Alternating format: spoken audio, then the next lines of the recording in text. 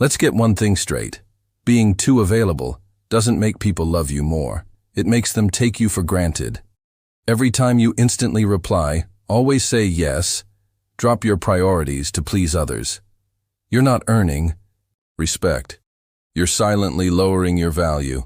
But the moment you step back, the moment you stop being available to everyone all the time, everything changes. People notice, women notice, and most importantly, you start noticing who actually values you. Let's dive into why this shift is so powerful and how it can completely transform your life. When you make yourself constantly available to others, especially women you're interested in, you unknowingly signal that your time, energy, and attention are easily accessible. And in the world of attraction and respect, anything that comes too easily is rarely valued. It's a hard truth, but one that plays out over and over again. The man who drops everything for a text, who rearranges his life for someone who hasn't earned that level of commitment isn't seen as loyal, he's seen as needy, and neediness repels. People, especially women, are drawn to value. They're drawn to someone who has a life, a mission, and priorities that don't revolve around anyone else. When you're too available, it creates an imbalance. Your time feels cheap, your presence expected, not appreciated. That predictability kills excitement. It kills curiosity. And ultimately, it kills respect. High-value men don't make themselves easily accessible to everyone because they know their time is precious. They don't ignore people, but they choose where their energy goes, and that choice makes them more respected and more attractive. Think of it like this. If anyone could walk into a luxury car showroom and drive off with a top-end car for free, how long would it stay valuable? The same logic applies to your presence. If you're always there, always saying yes, always reaching out first, it removes the challenge. It removes the sense of earning your attention. But when you're focused, purposeful, and selective, your availability becomes something rare, and rarity breeds desire. By reducing your constant accessibility, you raise your perceived value. And as you begin to protect your time like it actually matters, people start to view it the same way. That's when the shift happens, and you begin to attract, not chase. When you're not always available, people start to wonder about you. They begin to question where you are, what you're doing, and why you haven't reached out.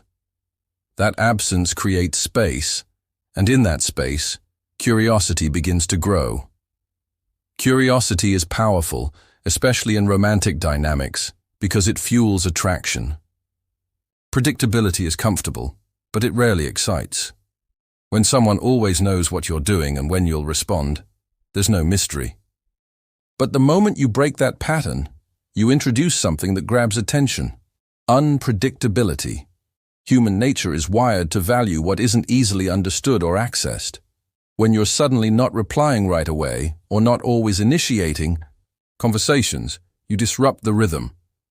That disruption forces the other person to reflect. They think about you more, not less, because they're trying to figure out what's changed. You become less of a routine and more of a puzzle, and people are drawn to what they can't immediately solve. Women especially respond to emotional stimulation, and mystery is one of the strongest triggers of that response. Your absence is not silence. It's a statement. It's a subtle way of saying, I have a life. I have things going on. I'm not waiting around. And that message, even if unspoken, is incredibly attractive when done with confidence and authenticity. Of course, this isn't about playing games. It's about creating space that naturally builds desire. When you're not constantly available, your presence becomes more meaningful.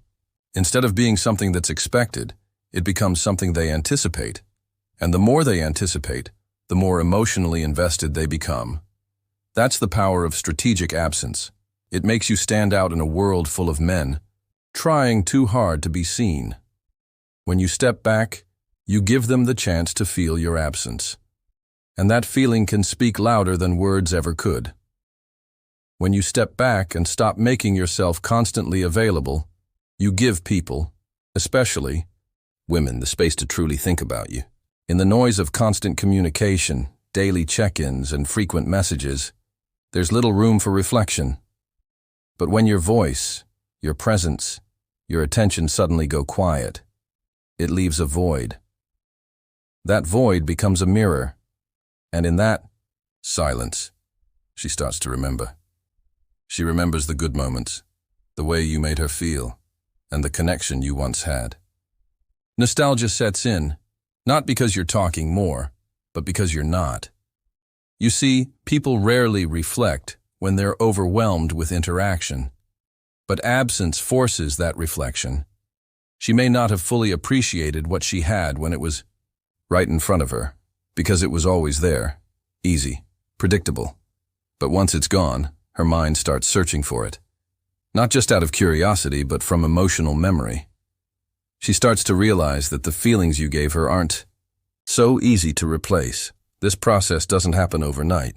It happens slowly, sometimes weeks or even months after the distance begins. At first, she might enjoy the freedom, but eventually, when other people don't match the depth, presence, or energy you once brought, she begins to notice the contrast. She compares, and in that comparison, she starts to regret. The truth is, stepping back allows someone the space to miss you. If you're always reaching out, always showing up, they never get the chance to feel your absence. And without absence, there can be no longing. When you disappear from their daily life, even briefly, they start to feel the weight of your presence by noticing what it's like without it. That's the emotional reset that causes people to return. It's not a trick, it's human nature.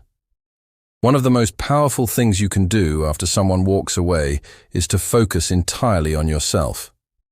Not to win them back, not to prove a point, but because you recognize that your value comes from within, not from being chosen by someone else. When you stop trying to be what someone else wanted, and instead become who you are meant to be, everything changes. You stop reacting and start creating. And ironically, that's when people start to notice you again, especially the ones who walked away. When a woman breaks your heart and you respond by working on yourself, physically, mentally, emotionally, you shift your energy. You become stronger, more grounded, more fulfilled. That transformation is magnetic. It radiates through your body language, your tone, your lifestyle. You're no longer the man she left. You've elevated. And that evolution sparks something in her. She begins to wonder what changed. She sees your confidence growing, your life expanding, your peace deepening, and it forces her to reevaluate. The mistake many men make is trying to win her back by becoming what they think she wanted. But that comes from a place of weakness. Real power is when you don't chase, when you don't perform or pretend. You just grow, you build, you live. And in doing so, you become undeniably more attractive, not because you're trying to be, but because you're aligned with your purpose and moving forward with conviction. When you stop being emotionally dependent on her presence, she can feel it. That emotional independence is rare, and it commands respect. Sometimes that growth makes her come back, but even if she doesn't, you still win because the new you isn't waiting for validation. He's focused, fulfilled, and far beyond the version of himself who was once left behind. Curiosity and regret are two of the most powerful emotional forces that can bring someone back into your life after they've walked away. When you stop being available, when you stop reaching out or waiting around, a shift happens. You go quiet. You stop giving them the comfort of your constant presence, and that silence creates an echo. At first, they might not notice. They might assume you're still there, waiting. But when the days turn into weeks and you still haven't reached out, the doubt begins to creep in. That's when curiosity kicks in. She starts to wonder, why hasn't he called? Is he seeing someone else? Has he moved on? That curiosity starts small, but it grows, especially if she's watching your life from a distance and sees you leveling up. Maybe she sees you looking better, achieving more, laughing, living, not chasing. That kind of progress doesn't go unnoticed. It creates a contrast between the man she left and the man you are now. And if that contrast is sharp enough, it hits her emotionally. That's when regret can start to sink in. Regret isn't just about missing someone. It's about realizing you lost something that had real value.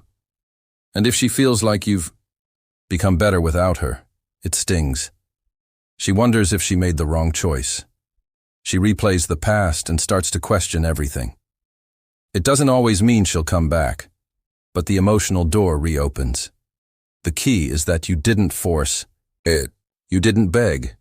You didn't try to make her regret it. You simply moved forward with power and intention. And that alone is enough to trigger deep emotions in someone who once believed you'd always be there. Because when they see you thriving, without them, they start to feel the weight of their own decision.